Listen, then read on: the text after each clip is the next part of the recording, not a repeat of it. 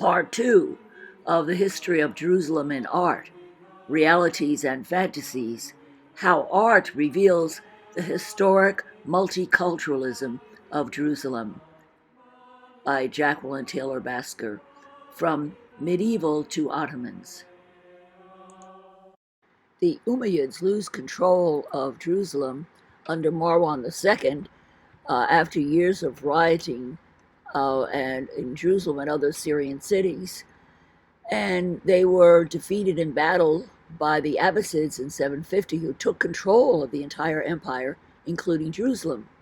Marwan flees, but is assassinated in Egypt. Here's the Christian version showing the Caliph as subservient to Charlemagne, and here's the Muslim version showing the Abbasid Caliph giving orders. However, in 878, the Tulunids overthrow the Abbasids, and then the Abbasids regain control. But in 969, the Fatimids take Jerusalem.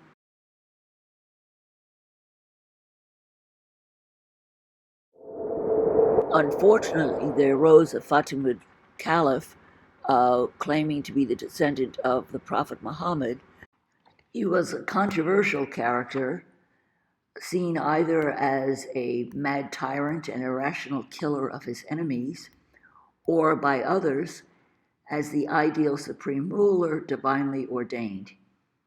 He came to power early at only 11 years of age and became fanatically religious and implemented a harsh series of laws, including forbidding women from leaving their houses and forbidding cobblers to make shoes for them so they could leave.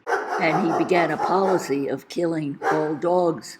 He forbade the drinking of beer and wine, which had been popular in Egypt. He completed his amazing mosque in Cairo. However, he ordered the destruction of the Church of the Holy Sepulchre, as well as most churches and synagogues in Jerusalem. Some thought this was trying to make up for the rumor that his mother was actually a Christian. One day he rode his horse out of a gate of Cairo, never to be seen again. Some thought he was murdered, others thought he had become immortal.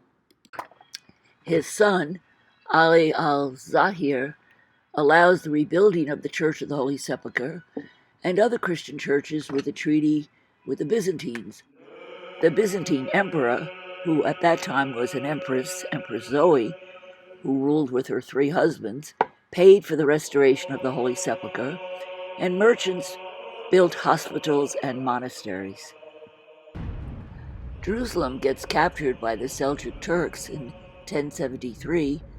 It revolts against them, but then the emir retakes the city and massacres the inhabitants. Over 3,000 people were killed, including Muslims, Jews, and Christians. At this point, the Christian emperor of Byzantium appealed for help from the Western churches. The Pope at the time, Pope Urban II, was busy reforming the church from clerical abuses, but gathered hundreds of clerics and noblemen in France and delivered a rousing speech summoning both rich and poor to stop their infighting and join a religious war to help their fellow Christians in the Middle East and take back Jerusalem. Christians could no longer travel safely on pilgrimage to holy sites, and there were stories about Muslim violence towards Christians, some of which were fake news, designed as propaganda to support the Crusades. He also promised absolution and remission of sins for all those who died in the service of Christ. Altogether, between 60,000 and 100,000 responded to his call to march on Jerusalem. Although by that time the Fatimids had been conquered by the Mamluks, who tried to make peace. But the Crusaders were intent on war and conquest of Jerusalem. And they conquered Jerusalem 2 weeks before Urban died in 1099. It was the first of 7 major military campaigns fought over the next 200 years, known as the Crusades. Geoffrey of Bouillon establishes the First Kingdom of Jerusalem after the crusade that lasted from 1099 to 1187. After the battle, he walked barefoot in his undergarments to pray at the Church of the Holy Sepulchre in repentance. He refused to wear a gold crown where Christ had worn a crown of thorns in the city. However, many Jews and Arab Eastern Christians were killed during the conquest, and many Jews killed en route by the Crusaders, who often were blamed for the Black Death. The Crusades interrupted twice the Muslim rule over Jerusalem that lasted over 1,300 years, ending after World War I and the defeat of the Ottomans. The Crusader rule lasted for almost 200 years. Baldwin I outwits the papacy and becomes the king of Jerusalem. He prohibits non-Catholic worship.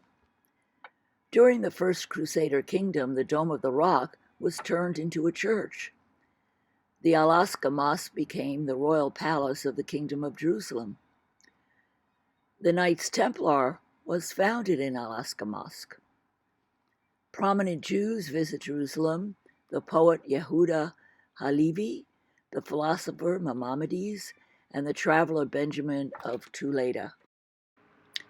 He described it as a small city full of Jacobites, Armenians, Greeks, and Georgians. Only 200 Jews dwelt in a corner under the Tower of David. The First Kingdom lasted from 1099 to 1187, but was destroyed by Saladin, the leader of the Ayyubids. Saladin decided to invade after Chantillon, a very cruel crusader, massacred several dozen Muslim pilgrims in cold blood just because they stepped into his area en route. This so maddened Sultan Saladin of the Saracens that he vowed revenge. Note this painting by the French Fragonard showing dead women and babies, European propaganda, anti-Islamic propaganda, because Saladin was actually quite humane. During the siege, citizens could leave if they paid a ransom. The leader Balian's family was given safe passage out. He allowed Jewish and Orthodox settlements. He freed the Muslim slaves, and the Dome of the Rock went back to Islam. Native Christians could stay. Christians of Crusader origin could leave with ransom. 15,000 poor Christians, however, were sold into slavery, but the Crusaders left with much treasure. The Church of the Holy Sepulchre was reopened after 3 days, and pilgrims were allowed in with a fee. Orthodox Copts and Jacobites were allowed to remain, and the control of the churches and holy sites went to the Orthodox. Here's a medieval view of the city by Jean Millot. In 212, 300 rabbis from England and France made aliyah and settled in Jerusalem. Outside the Church of the Holy Sepulchre, Saladin built Omar's Mosque to commemorate Omar's decision to pray outside of the church and leave it as a Christian site out of respect. Saladin shamed the ruthless Crusaders by treating the city with kindness and keeping every promise he made to the people. Islam controlled Jerusalem from that day until the 20th century. In 1193, Saladin's son founded and endowed Islamic Waqf, or religious property, dedicated to Moroccan immigrants next to the Jewish quarter, and which was formed when Jews were allowed to settle in Jerusalem. It also contained a law school and a hospice for newly arrived immigrants. By the 14th century, there were 3 waqfs for the Moroccans, and schools and mosques also flourished. The Moroccan quarter's homes bordered the Western Wall. Jews at that time prayed in the synagogues or sometimes on the Mount of Olives for public occasions. But after the Six-Day War in 1967, the Moroccan quarter, including the historic Sheikh Eid Mosque of Saladin, was demolished. There was no official authorization and no paper trail of perpetrators. However, several took credit, including Jerusalem Mayor Teddy Kollek and Moshe Dayan, and David Ben-Gurion, who also wanted to demolish Jerusalem's walls since they were not Jewish. In all, 135 houses were demolished, and many historic buildings were destroyed. 650 people were given a few minutes to evacuate their homes, and afterwards they were not given permission to retrieve their personal property. Many refused to budge. One elderly woman and 3 children were killed as their homes were bulldozed over them. Many of the refugees emigrated to Morocco with Jordan's help, or resettled in the Shuafat refugee camp in Jerusalem, which is still crowded and restrictive, or went to other parts of Jerusalem.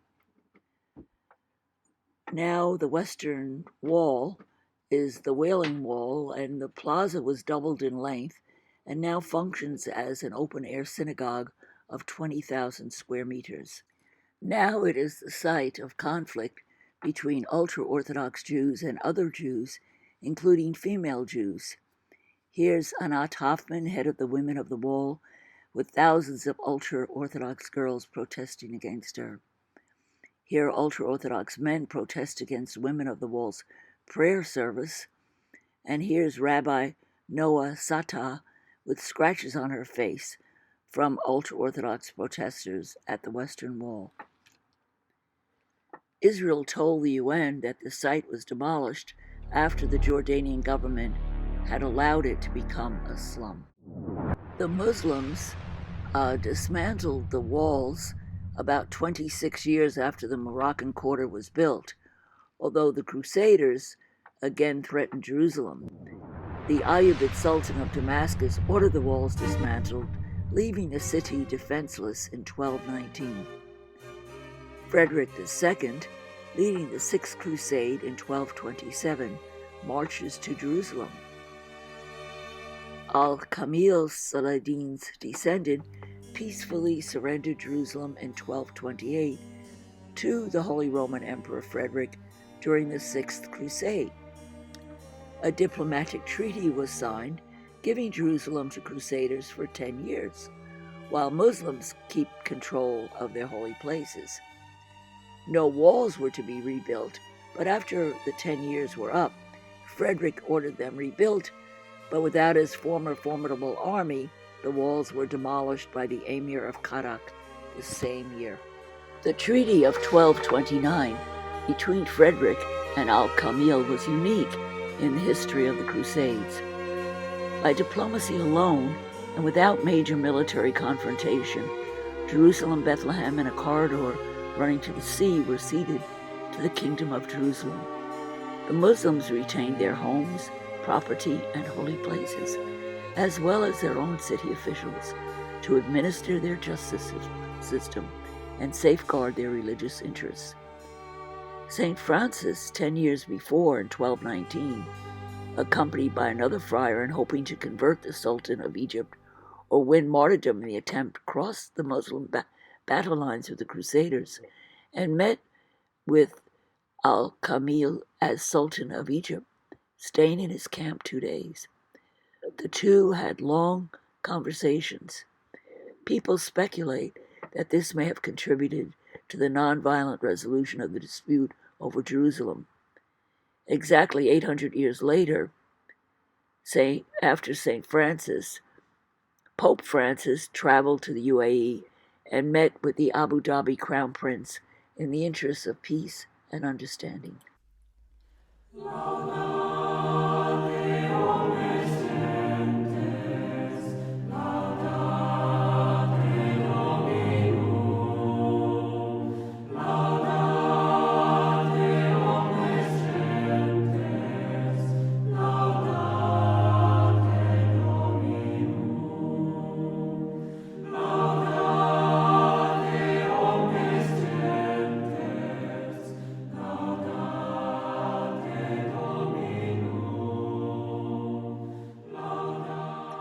1244, a Turkic people, the Khwarezmians, retook the city from the Crusaders, allied with the Ayyubids.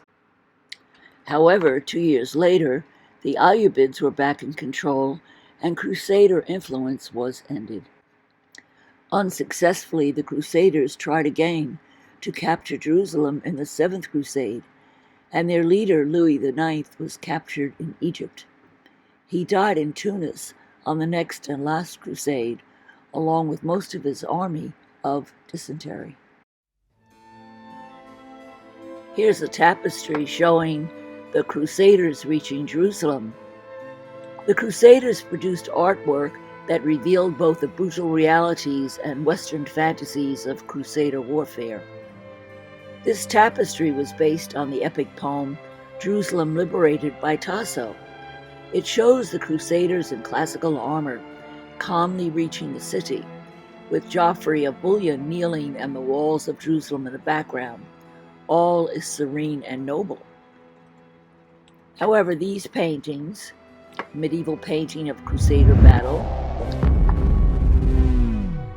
probably more accurately display the brutality, chaos, and bloody scenes of Crusader battles. This pyxis, which is a box for Eucharist wafers, depicts standing saints or ecclesiastics and the entry into Jerusalem with Christ riding a donkey, made of hammered brass and laid with silver, from Syria.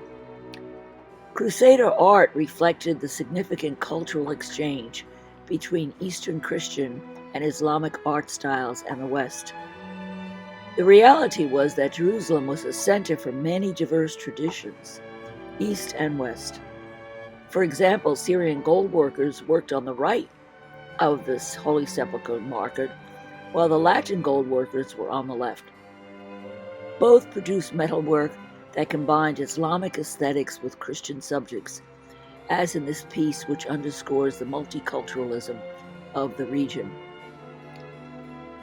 Luxurious inlaid brasses signed al-Mawsili from Mosul were popular in both Christian and Muslim courts, and often combined Christian and Muslim iconography. Used as prestigious diplomatic gifts or luxury exports, they traveled beyond the Seljuk world as far west to Europe. This famous Bakasur reveals the convergence of Byzantine style with Islamic decoration and shows figures from court life, camels, hunters, musicians, dancers, and drinking revelers. The Ayyubids are defeated by the Mamluks in Egypt and retreat to Damascus and control a small empire, including Jerusalem. But in 1258, the Mongols raid the Middle East, invade Jerusalem, and ally with the Nestorian Christians and France. However, in 1260, the Egyptian Mamluks defeat the Mongolians at the Battle of Ain Jalut, and Jerusalem is renovated despite ongoing Mongol raids in the region. The Mamluks are great builders in Jerusalem. Here is the Ashrafia Madrasa, a school. The Armenians built a wall around their quarter. Here the gray areas are however, claimed to be Israel, to be part of the Jewish quarter. Although when the Armenians built the wall there were only 2 Jewish families living in Jerusalem.